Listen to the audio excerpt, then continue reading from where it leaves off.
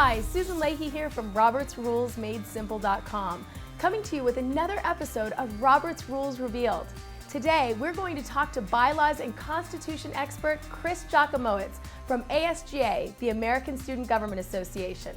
He'll be shedding some light on some big bylaws and constitution questions.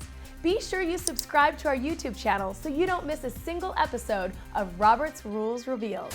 All right, so we're on with Chris Jachimowicz today, and we're going to be shedding a little bit more light on the mystery of bylaws and constitutions. And today we're going to be talking about constitution and bylaws. What is the difference? And so, Chris, thanks for spending the time with us today. How are you? Sure, glad I could be here. Yeah, absolutely. I get lots of questions about constitution and bylaws, and so I thought we would just spend some time talking about, well, what's constitution? What are the bylaws? What's the difference when you hear those terms? Okay. Well, let's think instead in terms of a primary and a secondary document. Okay. Okay. So before we even use the terms constitution and bylaws, the difference that you want to have between the two, your primary document you want to be about structure. Okay. So you want it to be, if you're building a building, you want the solid foundation, the Right. girders, the framework, the rivets. You want things that largely are going to be immutable. How that organization is built. So your primary document really should focus on that whole idea of structure. Right. Your secondary document then should really be focused on procedures. And usually procedures outside of your meeting. So to give you an example, you would want a brief statement in your primary document about elections. When are elections held? What is the vote that's required to be elected? Those would be real planks in your structure, things that you don't want to see changed. Right. In your secondary document, what you're going to want is the process for running elections. Okay. When are nominations done? Where is balloting held? How does the election committee work on this or that? What are the campaign rules? Those would all be procedural pieces. Okay, and that's all in the secondary document. Exactly. Okay. So now go back to Constitution and bylaws. Traditionally, the Constitution is your primary document, and your bylaws are your secondary document. Okay, and I hear you saying traditionally. Is that kind of what we're operating by now, the paradigm that we're operating by? Or? If you're using Robert's Rules of Order newly revised, I believe it was with the 10th edition, the authors really started to make a move to have people consider bylaws to be the term for their chief document. And one of the reasons, and this again is an interesting difference between constitutions and bylaws, the other significant difference ought to be that they have different thresholds for their amendment.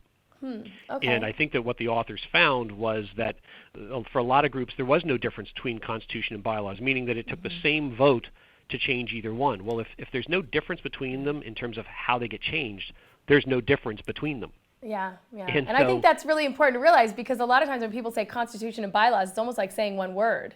Yep. So it's about figuring out, well, what does your organization need, right?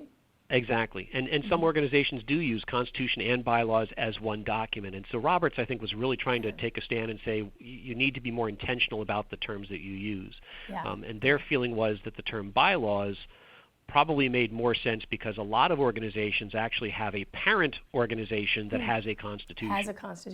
And I think that's a really great distinction to make. So if you have a parent organization that has a constitution, then if you're serving under that parent organization, you don't necessarily need to have the constitution because you're serving under that organization's constitution. You need to just have your own primary document that will be your bylaws.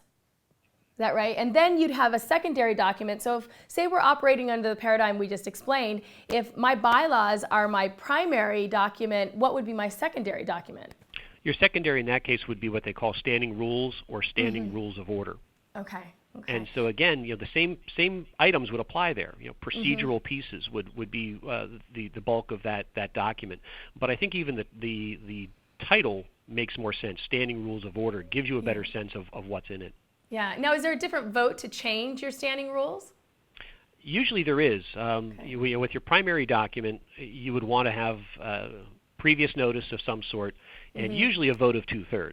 Yes. So, and that previous notice is really important because again, you're changing the structure of your organization when you work with the Constitution or that primary document. You want every member to know that you're doing that. With the standing rules, what Roberts recommends is that it requires the same vote as any other business of the organization, which would usually be a majority vote.